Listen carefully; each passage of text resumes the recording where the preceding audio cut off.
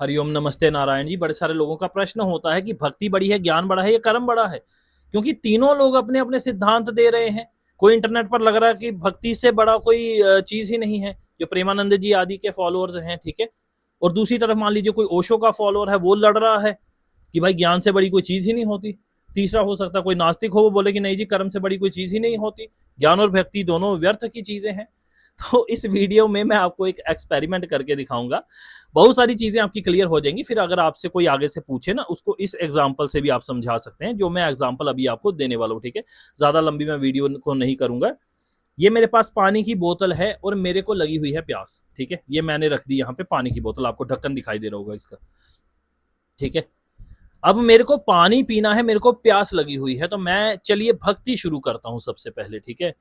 हे जल देव तुम बड़े महान हो, आकर मेरी प्यास बुझाओ, तेरा नाम जपू मैं सदा, आकर मेरी प्यास बुझाओ। जय दल देव जय जल देव, जय जल देव जय जल देव, जय जल देव जय जल देव, जय जल देव जय जल देव।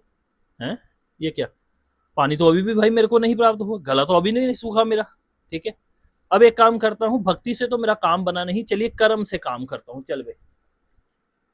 अरे ये क्या, बीच में पानी तो है भाई इसके, ये देखिए पानी दिख रहा है, लेकिन आ क्यों नहीं रहा भाई, ये कहां से आएगा ये?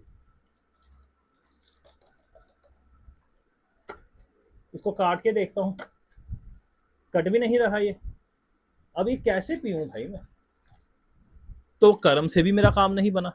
अब एक काम करता हूं, ज्ञान से कार्य करके देखता हूं। ये ज्ञान से खुल गया, ठीक है। अब ये ज्ञान से खुल तो गया, ठीक है।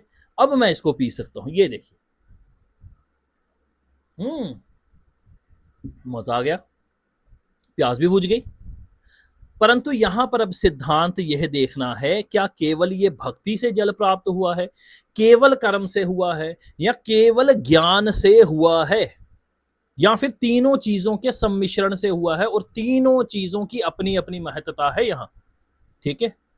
अब देखते हैं कि क्या होता है, अच्छे से समझिए।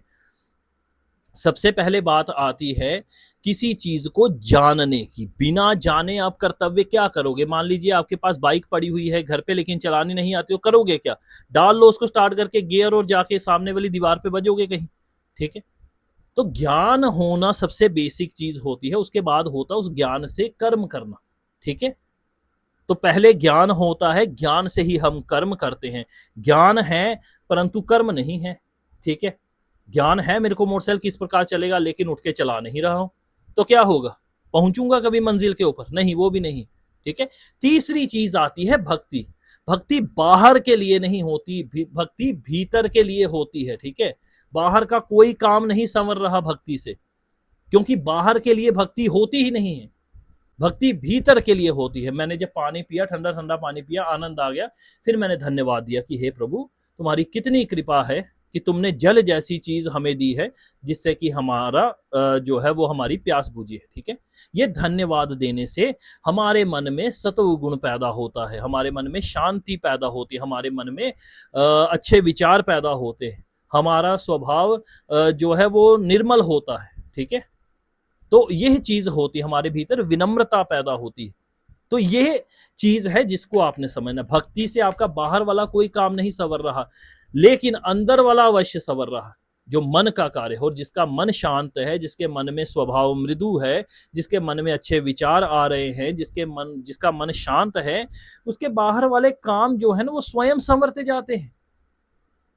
मन जिसका शांत होता है भक्ति से, ठीक है, वो ना किसी से फालतू में लड़ रहा है, ना किसी की हक मार रहा है, ना कोई नशे आदि कर रहा है, ठीक है। आप जानते हैं मैक्सिमम लोग नशे क्यों करते हैं? क्योंकि उनसे अपने विचार, अपने मन पे काबू नहीं होता है, इसलिए वह शराब आदि पीते हैं। फिर इन्हीं सब चीजों से जब मैं किसी का धन हड़पना चाहता हूँ, किसी की चोरी करना चाहता हूँ, किसी से लड़ना चाहता हूँ आदि, मेरे लिए बाहर भी समस्याएं उत्पन्न हो जाती हैं, ठीक है।